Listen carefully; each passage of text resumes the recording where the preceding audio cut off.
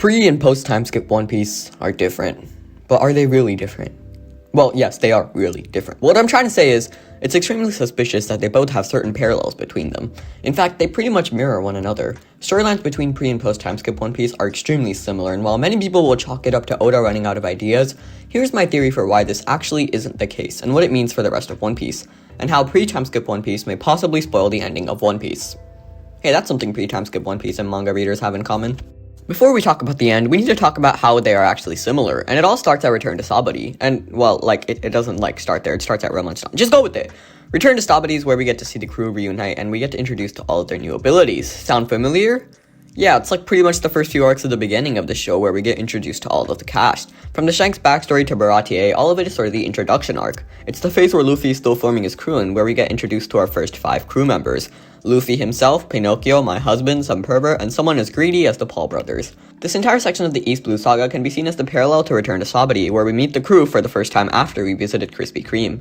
Following the intro arcs, we head on over to Arlong Park, and do I even need to say what this is a parallel for? It's obviously it's Fishman Island.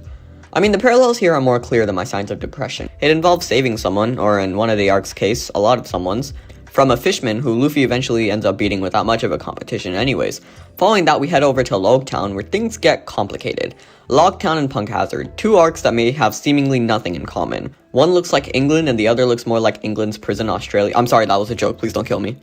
Furthermore, Logtown also has a radically different storyline, so there really is no connection.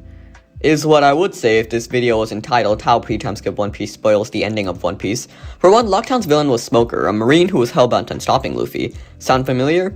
Yeah, one of the primary villains in Punk Hazard was also a marine. Also, Smoker was in Punk Hazard too, but he was KO'd faster than Pito anyways. Continuing on with the similarities, Logtown was an arc that took place right before the Grand Line, where the crew prepared before their long journey into Hell. Similarly, Punk Hazard was an arc that preceded another form of Hell, the Yonko Saga.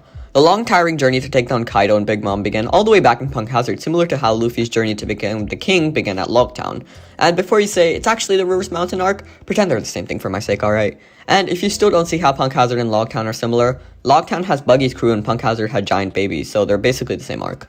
After we enter the Grand Line, though, we get a bunch of mini-arcs, all leading up to the grand arc that is Alabasta. And I'll just be honest with you guys, I got nothing, so let's just skip to Alabasta. I mean, I think this one's actually obvious. It's as clear as the average American's wallet after a visit to the hospital. Dressrosa and Alabasta. They both had a warlord as a tyrant, and they both involved Luffy freeing the country from said warlord. They both involved a brother of Luffy, and the Marines got involved in both of these arcs. Following Dressrosa, we head over to Zenesha, where, it's pretty much the same thing as Mocktown. Both of these had a villain that was defeated in one hit, and both of them were also transition arcs into some of the biggest arcs in the history of One Piece. And finally, let me bring you to Wano, the grandest arc in One Piece by far. What could possibly match the scale of Wano? Skypiea. Okay, hear me out. In both of these arcs, Luffy had to fight someone similar to a god. Both of them were fought in the sky on a moving vehicle, and in both arcs, Luffy had to find a new way to fight to adapt to the enemy. In Wano, it was advanced armament hockey, and in Skypiea, it was whatever this was. The locals of both arcs teamed up with the Straw Hats to fight the unfair ruler, and in both arcs, Luffy was imprisoned. Just in very different ways. One is just a lot hyper than the other, but Skypiea is still goated. So, why does any of what I said matter? And the answer is, it doesn't. Nothing I say ever matters. But for real, Oda has made post-time skip One Piece mirror pre-time skip One Piece, meaning that, well, it could possibly spoil things for the future of One Piece. For example, the saga right after Skypiea was the Water 7 saga, where the crew got into a massive argument with the world government. Right after Wano is Egghead, where the crew also gets in a massive conflict with the world government. What I'm trying to say is, if my theory is correct and Oda continues with this sort of pace, I think it could spoil the future of One Piece.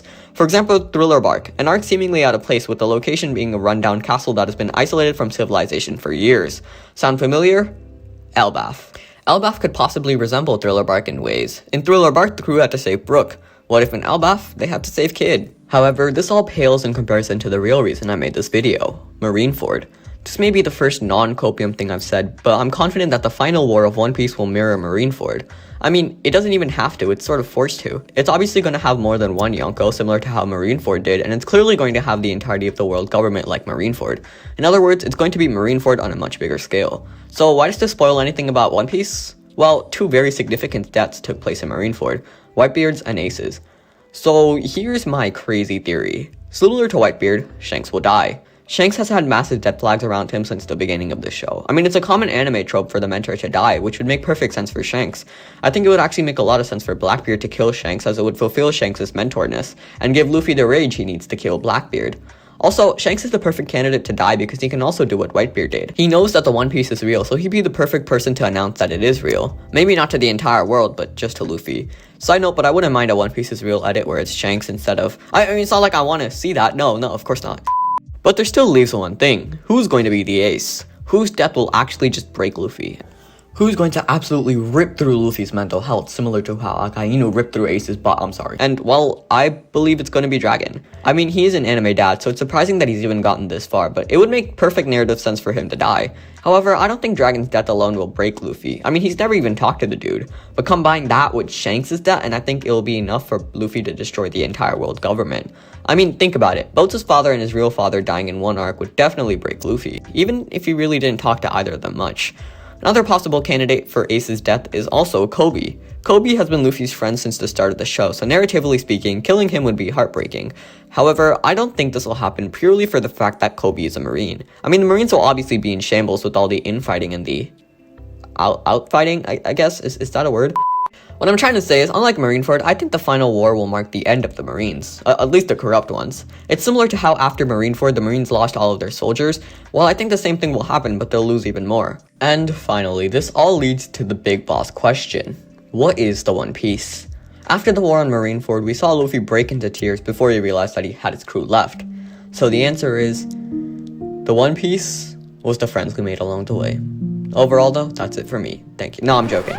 While after Marineford it was Luffy realizing that he had his crew, I believe that in the end it will be Luffy realizing that all of his friends are still there and through the form of a party. I mean, we've already seen a shit ton of the One Piece is a party or the One Piece is sake theories, and well, I'm not smart enough to know for sure, but I think it'll be something where we get to see everything Luffy's done so far. I mean, Luffy's going to need to see all of his friends after the depression shit show that Final War is going to be. So, overall, thank you for listening to my crazy ass theory. I know it may not have made much sense, but I try my best. Also, thank you for watching if you made it this far. I love you guys, and as always, thank you for watching.